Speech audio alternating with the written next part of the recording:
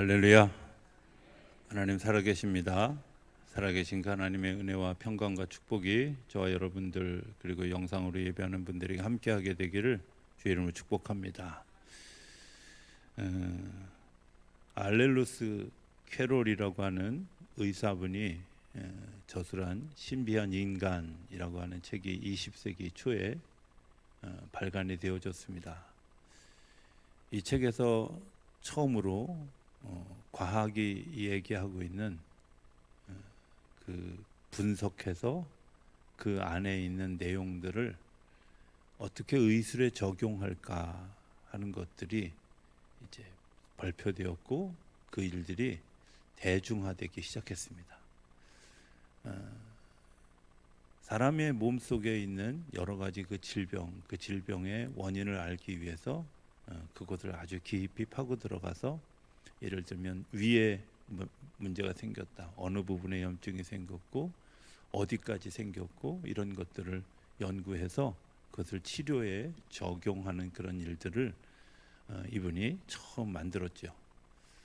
그런데 이제 그렇게 하다 보니까 연관성이라든지 또 그렇게 하다 보니까 전체적인 치료가 아니라 그 부분에 대한 치료는 되어졌지만 사람 전체를 쳐다보는 일들에 대해서 한계를 발견하게 됐다는 사실을 한 1세기가 지나고 난 다음에 발견합니다.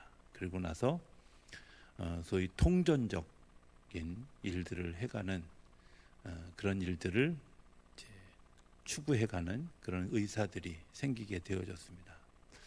여전히 그 의사들의 세계가 이루어지지 못하는 이유는 그 통전적인 걸 하려면 그 사람의 과거의 기록도 알아야 되고 그 사람의 사생활도 알아야 되고 하는 여러 가지 한계점이 있어서 그것이 대중화되어지지 못하고 이 알레르 캐롤이 만드는 그 이제 소위 분석해서 그들을 치료하는 일에 더 병원이 치료되어져 가고 있지만 어찌됐든 그런 부분이 보완되어야 된다라고 하는 데는 모두가 다 동의하는 부분이라고 생각이 되어집니다.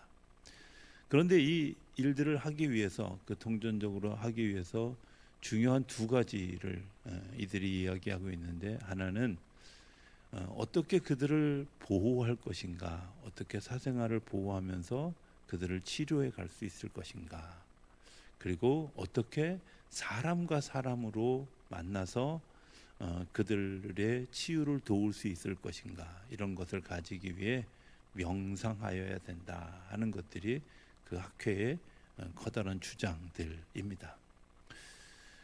제가 이게 뭐 의사들의 이야기지만 성경을 이야기하는 데 있어서도 사실은 비슷한 맥락이 적용이 되어진다고 생각합니다. 우리가 흔히 이제 주일에 혹은 뭐 예배 때마다 설교를 할 때 오늘처럼 본문 하나를 툭 띄어서 그 본문 속에서 이기게 하시는 하나님은 이러셨습니다, 이기게 하셨습니다 하고 단편적인 이야기 하나를 하고 나면, 그래 그 싸움에서는 이겼지만 내일은 어떻게 할 건데, 또 그 싸움에서 이기게 하신 하나님이 내일은 어떤 영향을 줄 건데, 뭐 이런 것들에 대한 것들을 우리가 잘 이해하지 못하는 거죠. 그렇다고 매주 성경 66권 전체를 다 한 30분, 40분 안에 다 몰아서 이야기하기도 어려운 그런 상황들이 있기 때문에 그런 부분적인 치료에, 부분적인 이야기에 머무를 수밖에 없지 않을까.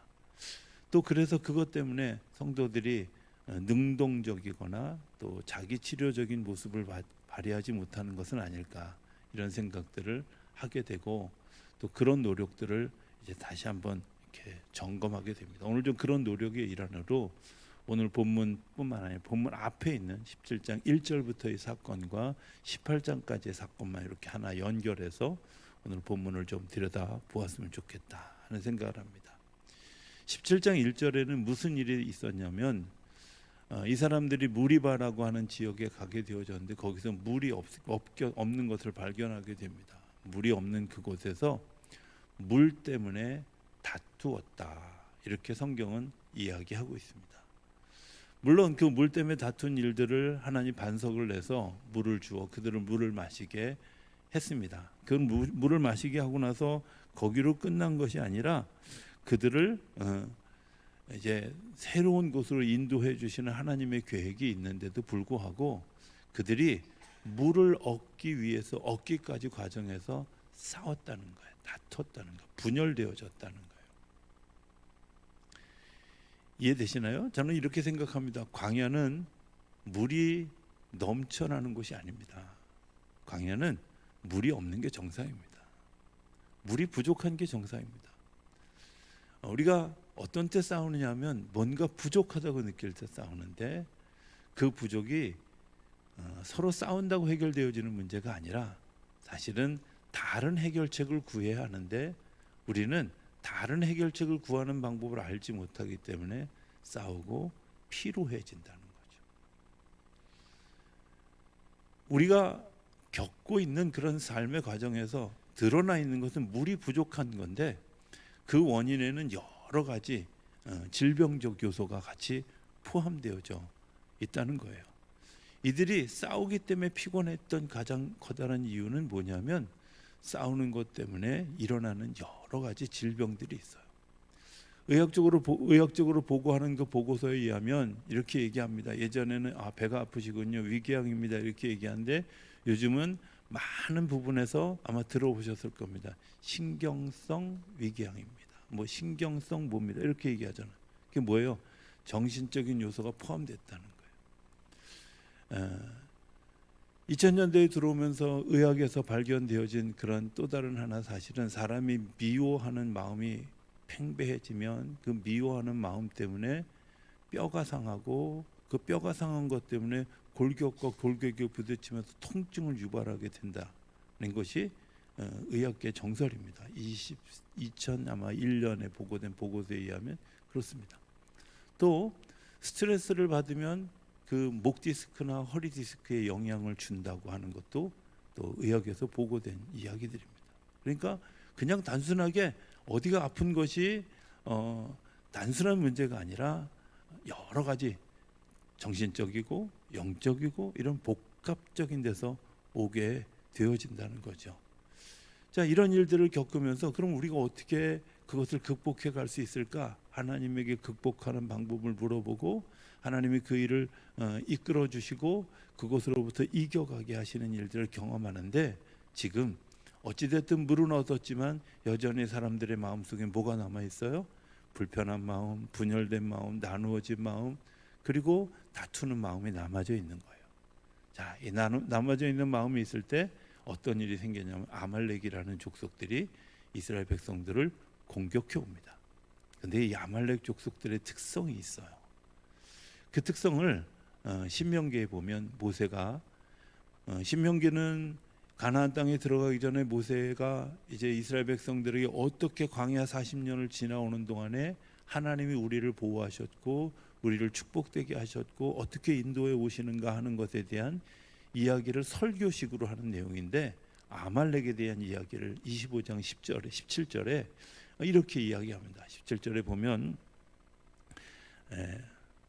너희는 애굽에서 나오는 길에 아말렉이 네게 행한 일을 기억해라. 18절에 보면 이렇게 합니다. 곧 그들이 너를 길에서 만나 네가 피곤할 때에 네 뒤에 떨어진 약한 자들을 쳤고 하나님을 두려워하지 아니하였느니라. 뭐 했다고요? 그들은 네가 피곤할 때에 네 뒤에 떨어져 있는 약한 자들을 쳤다는 거예요. 분열되어져 있고 피곤하고 내가 지금 이 일들을 감당하지 못할 그런 일을 겪을 때에 그들이 공격해 왔다는 거예요. 언제? 지금 이 사건을 이야기하고 있고 또 실제로 아말렉 족속들의 특징이 그랬다는 거예요. 뭔가 지금 내가 잘못되어져 있고 내가 분열되어져 있고 내가 힘들고 지치고 그리고 그것 때문에 방향을 잃어버리게 되어졌을 때 쳐들어왔던 그 아말렉과 싸우는 일들은 어떻게 해야만 싸울 수 있을까? 그것을 하나님이 또 다른 처방으로 모세의 지략을 통해서 주셨던 것은 뭐냐면 오늘 19절에 이렇게 얘기합니다. 모세가 여호수아에게 이르되 우리를 위하여 사람들을 택하여 나가서 아말렉과 싸우라. 내일 내가 하나님의 지팡이를 손에 잡고 산 꼭대기에 서리라. 모세와 여호수아 사이에 어떤 이야기가 오고 가냐면 내가 기도할게 너 나가서 싸워 라고 이야기하는 거예요. 고등학교 다닐 때 성문종합영어라고 하는 그 영어 교과서 비슷한 그런 책이 있는데 그 교과서 그 책에 이런 내용이 있습니다. 윈스턴 처칠이라고 하는 사람이 세계 제2차 대전이 일어나게 되어졌을 때 그 2차 대전에 나갈 이제 영국 사람들을 동기를 부여하기 위해서 연설하는 연설문이 있습니다. 연설문에 이런 이야기가 나옵니다. 여러분, 저는 여러분들의 땀과 피를 요청합니다. 여러분들의 정열을, 열정을 요청합니다. 그 대신 제가 할 게 있습니다. 여러분들에게 반드시 영국이 승리하도록 약속드릴 수 있습니다. 저는 그 처칠의 그 연설문을 보고 정말 가슴이 뛰었던 기억이 있습니다. 그렇지 않습니까? 우리가 공짜로 얻어지는 게 없습니다. 거저 얻어지는 게 없습니다. 당신들에게 정말 위험한 일들, 당신들에게 정말 부담스러운 일들을 내가 요청합니다. 그런데 제가 할 수 있는 게 있습니다. 그것은 어떻게든 연합군이, 영국이 이길 수 있도록 내가 최선을 다해서 지략을 짜고 내가 최선을 다해서 기도하고 모든 정치적인 역량을 동원해서 이길 수 있도록 내가 하겠습니다. 여러분들 나와 주십시오. 싸워 주십시오. 이런 내용이잖아요. 하나님이 오늘 우리에게 그렇게 얘기하는 거 아니겠어요? 내가 나가서 싸워라. 내가 나가서 싸우는 동안에 내가 너를 위해서 기도하리라. 내가 너를 돌봐주리라. 내가 너와 함께 할 것이다. 약속해 주는 거예요. 하나님 우리에게 약속하시는, 우리가 믿음으로 반응하고 나와야 되는 가장 커다란 이유는 하나님이 뒤에서 지켜주실 것을 믿기 때문에 내가 나가서 싸우는 거죠. 그냥 내 용기와 내 힘과 내 지혜를 가지고 싸우는 것이 아니라 하나님께서 그것을 도우실 것을 믿고, 그리고 모세가 그것을 위해서 기도할 것을 믿고, 그리고 나아가는 거죠. 믿음이라는 건 그런 거 아니겠습니까? 하나님께서 우리에게 부탁하십니다. 때로는 주님의 부탁이 부담스러운 부탁들이 얼마나 많은지, 지난주에 얘기했던 것처럼 아브라함에게 이삭을 바치라고 하는 그런 부탁 너무 부담스럽잖아요. 때로는 하나님이 우리에게 무리한 것을 요청하는 것처럼 느껴질 때, 그런데 하나님의 숨겨진, 우리에게 공개되어지지 않은 하나님의 약속은 뭐냐면, 나가라, 내가 이기게 하겠다. 내가 나가라, 내가 승리하게 하겠다. 내가 가서 심어라, 내가 열매를 거두게 하겠다. 주님께서 주시는 약속이죠. 공짜로 얻어지는 것이 없기 때문에 주님께서 우리에게 땀과 때로는 눈물을 요청할 때 그 땀과 눈물을 가지고 그곳에 나아가는 자에게 하나님께서 약속해 주시는 승리가 우리 가운데 있는 줄로 믿습니다. 저는 두 가지가 같이 공존한다고 생각해요. 나가서 싸우는 이들과 뒤에서 기도하는 이들. 그런데 뒤에서 기도하는 작은 사건을 통해서 싸움터에서도 어떤 일이 일어났는가 하는 것들을 보게 되어집니다. 성경에 보면, 오늘 본문에 보면 이렇게 이야기하죠. 11절에 보면 10절에 보면 여호수아가 모세의 말대로 행하여 아말렉과 싸우고 모세와 아론과 훌은 산 꼭대기에 올라가서 모세가 손을 들면 이스라엘이 이기고 손을 내리면 아말렉이 이기는 실제를 보았다는 거예요. 여러분들 믿음은요, 뭘 보냐면 히브리서 11장 1절 2절의 말씀처럼 믿음은 바라는 것들이 실상이고 보지 못하는 것들의 증거입니다. 보이지 않는 것들이 믿음으로 내가 선포하고 나아가면 하나님께서 보여주십니다. 우리가 눈으로 확인할 수 있습니다. 그 확인하는 일들이 오늘 본문에도 나오는데, 모세가 손을 들었어요. 아니, 산꼭대기에서 손 들었는데 전쟁에서 이기는 게 뭐야? 이해가 안 가는 그런 놀라운 일들이 일어나게 되어졌어요. 그런데 전쟁에서 싸우는 사람들은 뭘 봐요? 모세가 손을 들었을 때 우리가 이겨, 우리는 무조건 이겨, 이러니까 더 힘이 나고 용기가 나는. 근데 모세가 너무 힘들어서 팔을 내리면 자기들의 전열이 어두워지고 지는 것을 보게 되는 거죠. 믿음은 그런 거예요.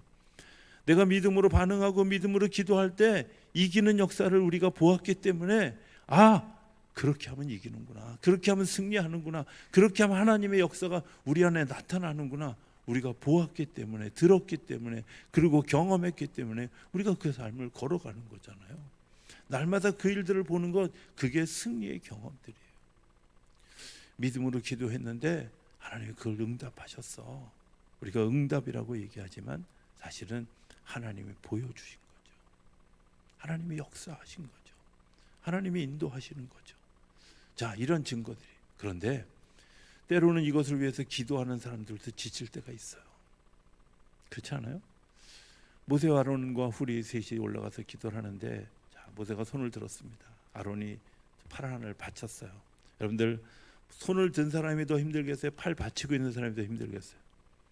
예, 안 해봐서 잘 모르는, 일부는 제가 보니까 안 해봐서 모르는 사람들만 있는데, 이분은 그래도 경험하신 분들이, 이거 도와주는 사람이 더 힘들어요. 왜냐하면 내 의지와 그 사람의 의지가 플러스돼서 더 힘들어요. 제 생각에는 성경에 나오지 않지만 아론이 모세의 팔을 받치면서 그랬을 것 같아. 나이도 젊은 것이 왜 이렇게 못 견뎌? 이러지 않았어요? 예. 아시죠? 모세하고 아론하고 나이 차이가 있는 거? 예. 죄송합니다, 여러분들. 예. 제가 어려운 얘기해서. 그러지 않았을까요? 아니, 나이도 젊은 게 이렇게 참을성이 없어. 그렇게 생각할 수 있는데,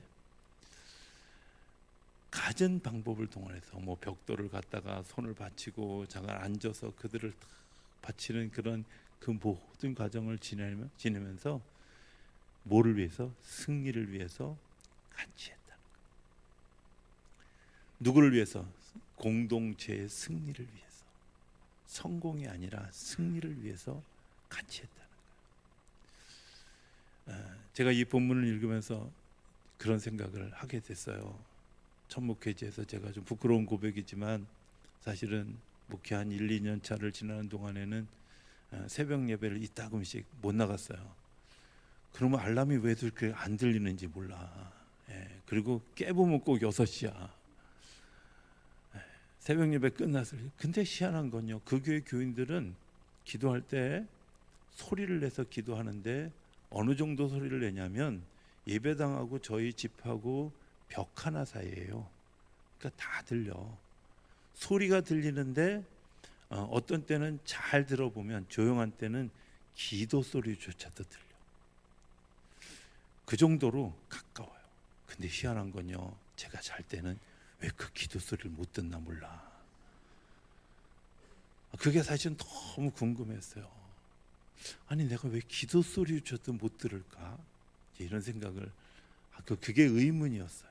근데 제가 이제 목회하면서 한 7년 차쯤 됐을 때 겨울에 제가 이제 하고 있는 그 트레스티아스 사역이 뭐 여기도 해야 되고 저기도 해야 되고 한 4주인가 연속 그걸 해야 될 때가 있었어요.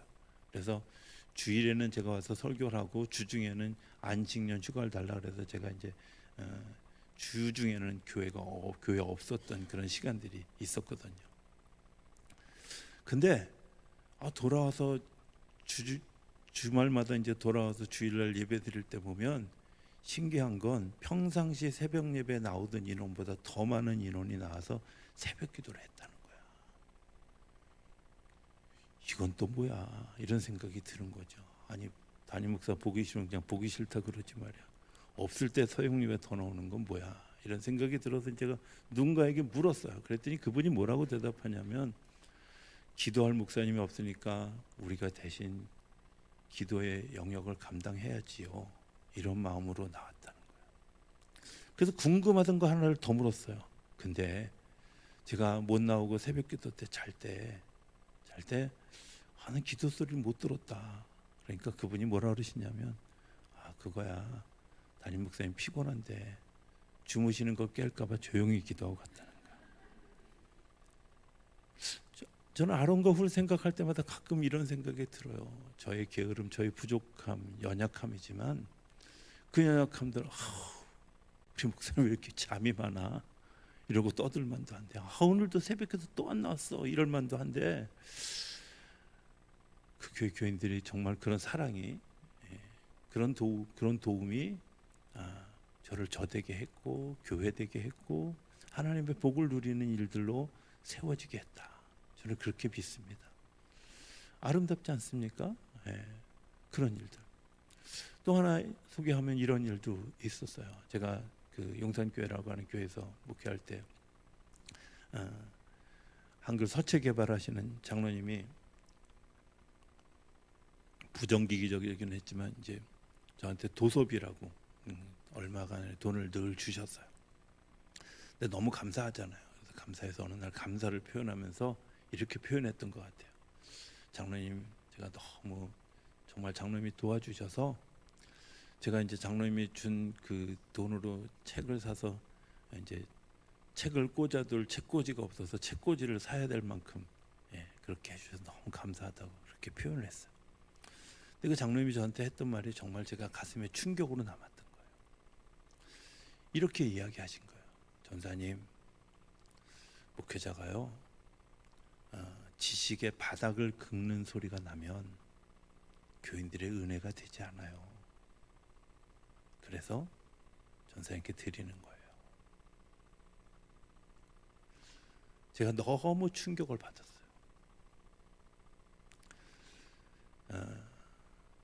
그렇더라고요.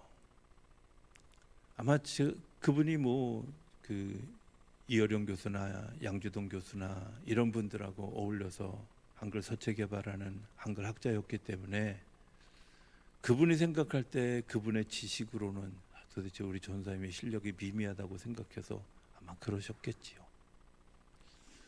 근데 제가 너무 그 이야기에 가슴에 탁 남아서 지금도 제가 공부하는데 게을리하지 않으려고 애를 쓰고 성경인데 게을리하지 않으려고 애를 쓰게 하는 원동력이 되어졌어요. 정말 작은 돈 하나, 근데 그것이 그리고 그 한마디 말이 저를 얼마나 움직이게 하는지, 세워줬는지, 넘어지지 않도록 붙들어줬는지. 아마 그 장로님이 전사님 설교 못 들어주겠어요, 이렇게 무식해요, 이렇게 얘기했더라면 어떻게 되어졌을까?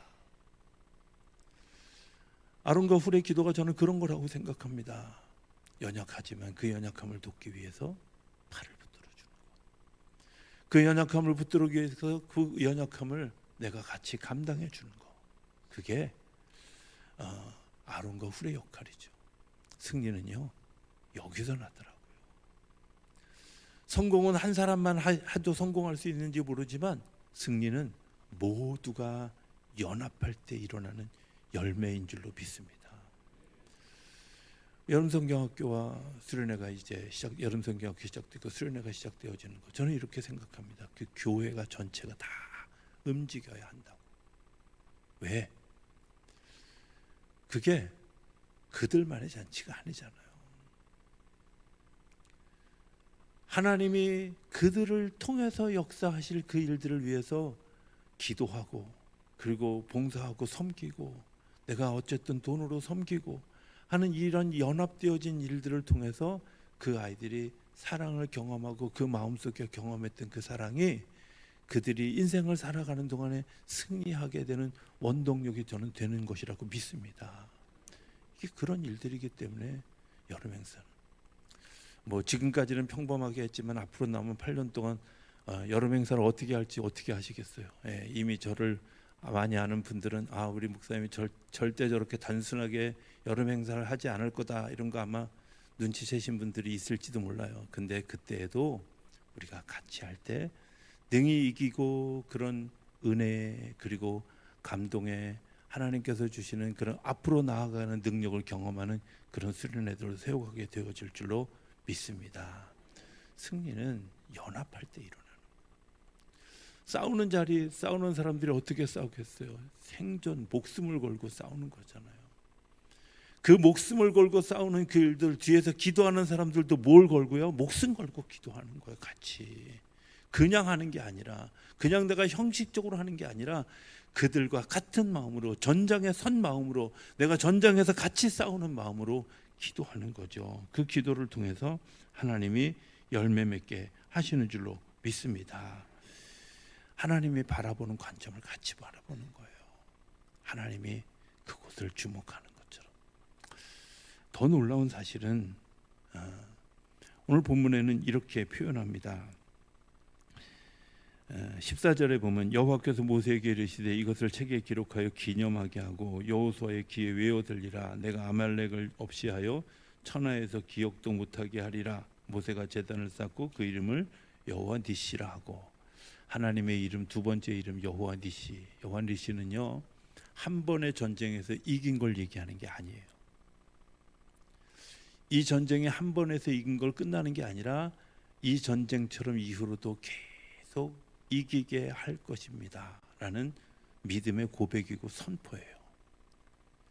그런데 지금 이런 모습으로는 이길 수 있을까요? 지금 이런 모습으로는 이길 수 있을까요? 어떤 거?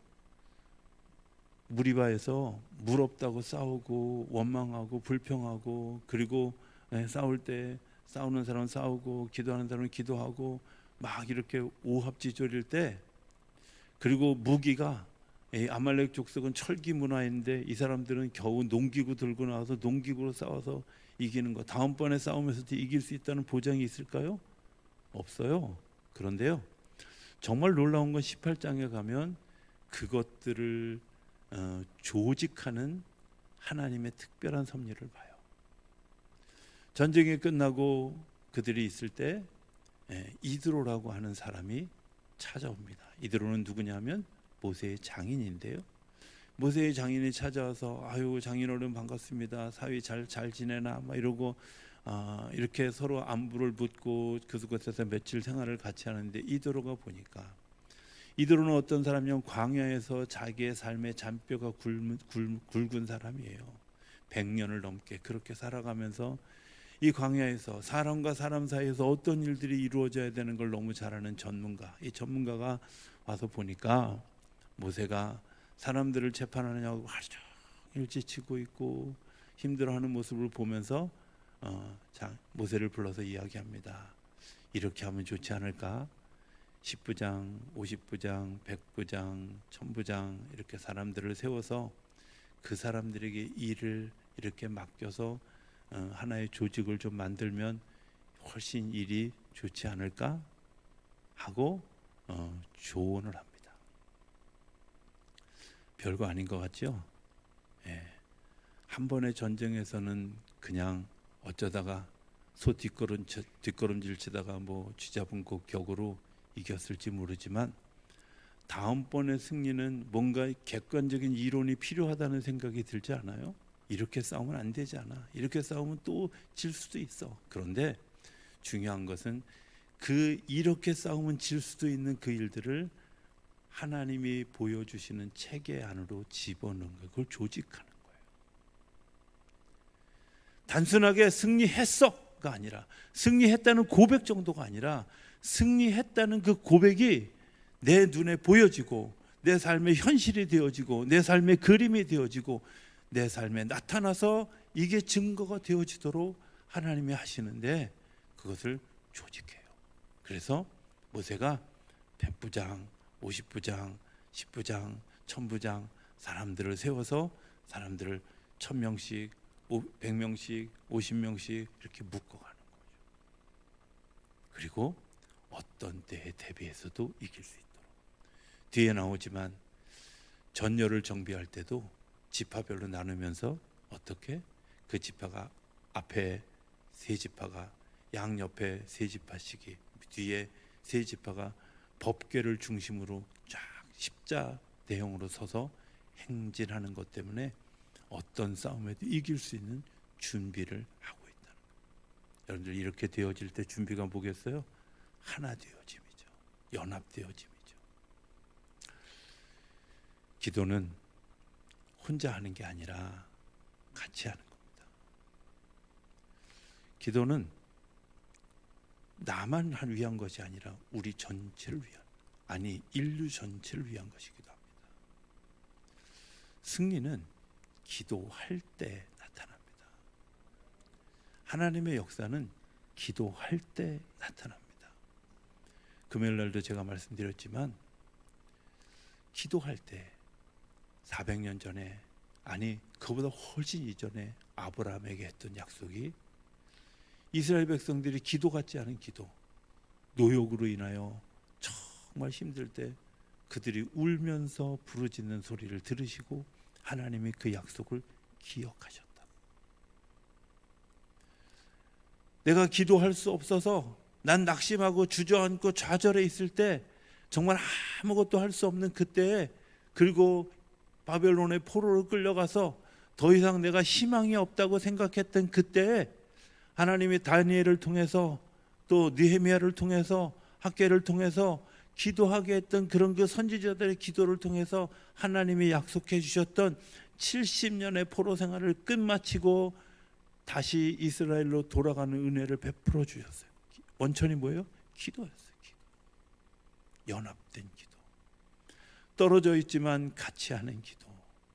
모여 있지만 우리가 훈련되지 않은 기도를 할지라도 하나님이 그 기도를 통해서 하나님의 역사를 경험해 가게 하시는 줄로 믿습니다. 하나님의 역사는 승리하는 겁니다. 하나님의 역사는 승리하는 겁니다. 이야기 하나 하고 설교를 마치기 원합니다.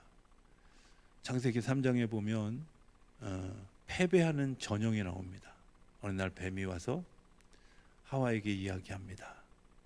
선악과 저거 따먹어도 돼. 성경에는 이렇게 표현합니다. 보암직도 하고 먹음직도 하고 보암직도 하고 탐스러운 직도 한지라. 그리고 그것에 못 이겨서 하와도 따먹고 아담도 같이 얻어먹고, 그리고 공동의 공범이 되어집니다. 그리고 인류가 에덴 동산으로부터 쫓겨나게 되었죠. 패배자입니다. 그 패배자를 승리자로 바꾸는 사건이 마태복음 4장에 나옵니다.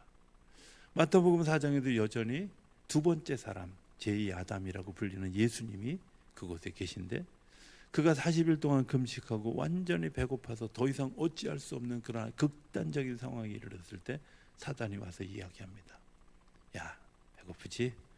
이 돌로 떡되게 해봐. 너 할 수 있잖아. 하고 이야기합니다. 떡을 만들어서 먹는 것도 능력이지만 예수님은 단호히 거부합니다. 먹음직스러운 것에 대해서. 사람이 떡으로만 사는 것이 아니라 하나님의 입으로 나오는 말씀으로 산다. 말씀으로. 글자로 사는 게 아니라 말씀으로 사는 거예요. 글자는요, 그냥 정해진 글자이고요. 말씀은 말씀이 살아서 움직여서 열매를 맺게 하는 거예요. 땅에 씨가 뿌려졌는데 그 땅이 지각 변동을 일으켜서 거기서 열매를 맺는 게 씨의 효과잖아요. 말씀은요, 우리 속에 떨어졌을 때 우리의 마음이 감동되어져서 우리 삶의 지각 변동되어져서 우리를 통해서 나타나는 역사가, 이게 말씀의 열매죠. 말씀을 들었어, 좋았어, 거기서 끝나면 돌짝밭에 떨어진 씨앗 같고 가시덤불에 떨어진 씨앗 같아서 열매가 없지만, 내가 그 말씀을 받을 때 내 마음이 움직이고 심장이 울렁여서 내가 더 이상 견딜 수 없어 내 삶을 그곳에 믿음으로 반응한 것 때문에 어떤 열매가 맺어져요? 하나님이 열매 맺게 하시는 일들이 보여지게 되어질 때 떡보다 더 소중한 놀라운 역사가 일어나게 되어지는 줄로 믿습니다. 그게 하나님의 역사예요. 하나님의 승리죠. 물론 두 번째, 세 번째도 다 예수님이 사단이 유혹할 때 이기셨어요. 그 사건이 주는 굉장히 중요한 이야기, 예수님은 이기게 하시는 분이다. 이기는 분이다. 승리하는 분이다. 그분을 따라갈 때 승리하게 되어질 것이다. 선포하는 줄로 믿습니다. 오늘 우리가 무엇을 바라보고 있습니까? 여러분들, 주님께서 우리에게 승리하게 하실 것이라고 약속해 주셨습니다. 기도할 때, 연합할 때, 서로 힘을 합할 때, 그런 일들 반드시 우리에게 승리하게 하시는 약속을 해주신 그것, 우리가 믿음으로 반응하고 따라간 것 때문에 그 승리를 날마다 우리의 삶의 눈으로 보고 그리고 경험하고 누리는 우리 모두가 되어질 수 있게 되기를 주의 이름으로 축복합니다.